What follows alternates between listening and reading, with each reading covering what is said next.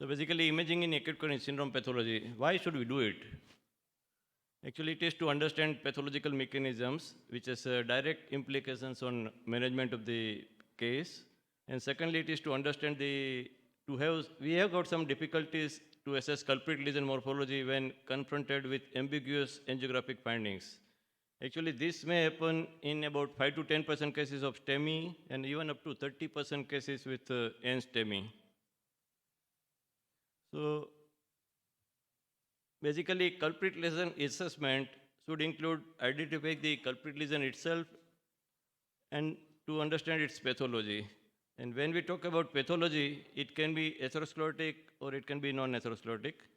And atherosclerotic pathology, when we think about, it can be either plaque rupture, plaque erosion, or calcific nodule, which is best seen by imaging. And it can be non-atherosclerotic cause, which is myocardial infarction with non-obstructive coronary artery disease, where we have got various mechanisms, of which last 3 are actually done through echocardiography and other kind of imaging. We have got separate lecture on spontaneous coronary artery dissection in this session only. So let us see about pathology. See, basically, plaque rupture is the commonest pathology, and ruptured plaque is seen as a thin fibrous cap.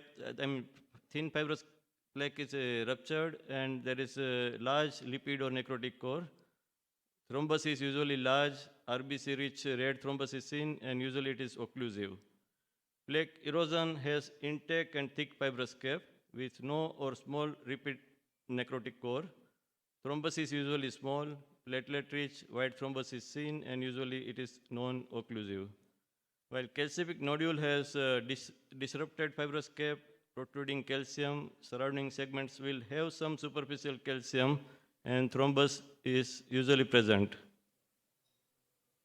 Various studies on imaging in acute coronary syndromes have shown that the plaque rupture is the commonest mechanism, found in almost 60% of cases. Plaque erosion is seen in 1/3 of cases, while calcific nodule is uncommon, found in about 2 to 7% of cases. Even different clinical profile of erosion and rupture also help us to understand the mechanism.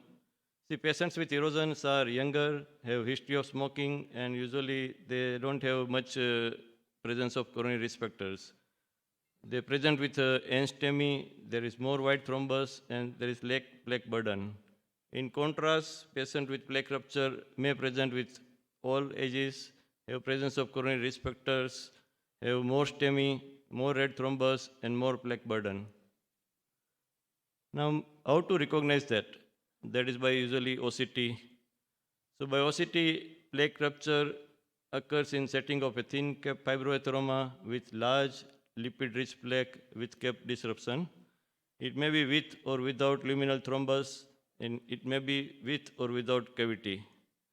Many times, if you see surrounding segments, you can see other identifications or markers of this plaque rupture.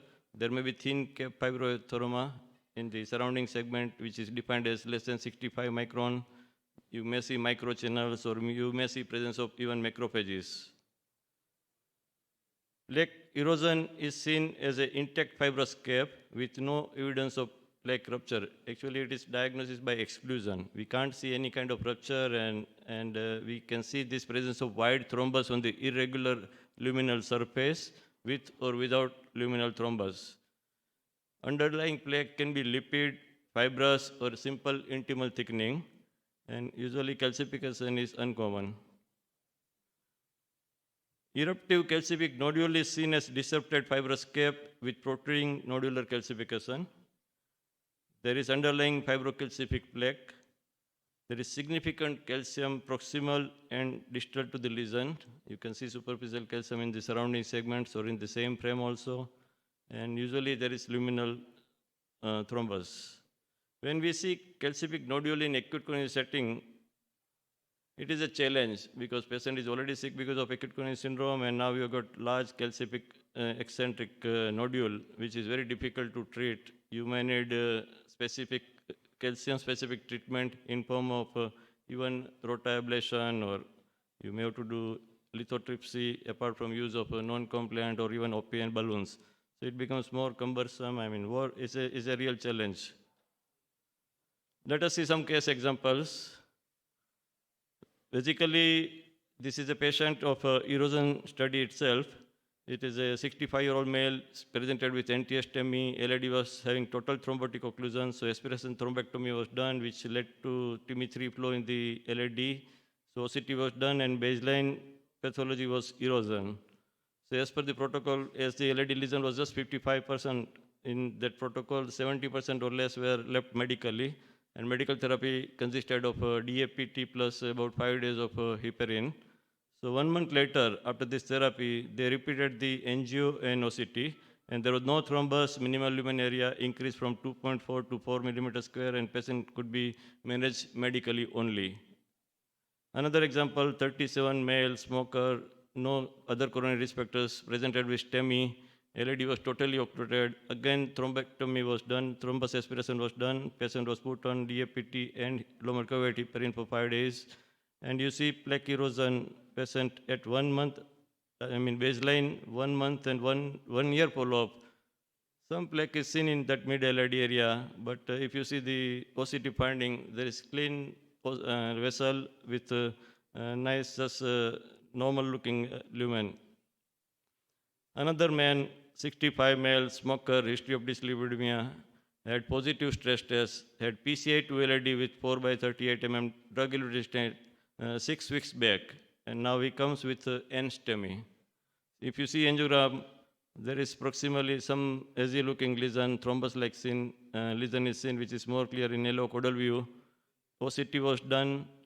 It showed large red thrombus, and there is in the third frame in OCT, C frame, there is clear-cut under-expanded stent, which was the cause for this thrombus formation. So rather than putting another stent, naturally it was needing post-dilatation with larger balloon. So 4.5 NC balloon was put, dilated, and there was complete expansion of the previously put stent. Apposition was good. Minimal stent area increased from 9.4 to 12.6, and he could be managed medically later on. Another case, 40-year-old male, impaired STEMI, 4 hours back, no other risk factors.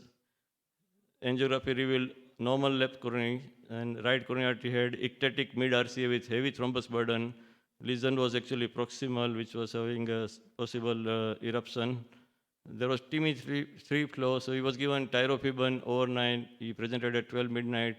Next day morning, he was taken up for angiography and PCI, and OCT was done at that time. It revealed that distal, mid-LAD, mid-RCA had a very large lumen, which was almost 5 millimeter. It was ectatic vessel.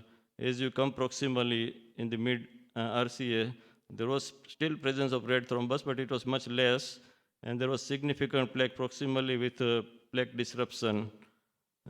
So landing zones were identified in this ectatic artery. You have to find out healthy area to put both end of the stent in such a ectatic artery. So 4 by 8 focal stenting was done. 4 by 8 millimeter drug-eluting stent was deployed, and patient was discharged next day. So there was a good lesion, good expansion, good result, and good apposition, and there was no age dissection. Another case, last case, 55-year-old female, anginal pain after taking 2-3 tablets of ergotamine for migraine, and she came with a ST elevation in inferior leads. Angiography revealed distal RCA, PLV was showing some narrowing. So spasm was suspected. OCT was done, which clearly showed spasm, which was relieved totally by intracoronary nitroglycerin. So what are the findings on spasm on OCT? There is thickening of intima and media during the spasm, and as soon as spasm is relieved, artery was looking normal, and entire other area of the right coronary artery was normal. So in conclusion, imaging should be considered in acute coronary syndrome with angiographically unclear or non-obstructive culprit lesion. Imaging helps to understand mechanisms of SES and guide appropriate treatment. Extent of thrombus, calcium burden, vulnerable landing zones, intramural hematoma, all are better defined by imaging to have safe and optimal PCI outcome on long run. And non-stenting or deferred stent strategy can be pursued in some patients with ACS, especially patients with erosion. And we in India do get very, very young patients, heavy smokers, and no other risk factors. Many of these patients have erosion as the cause. So if you really understand the mechanism, then you can prevent stent in such patients. Thank you.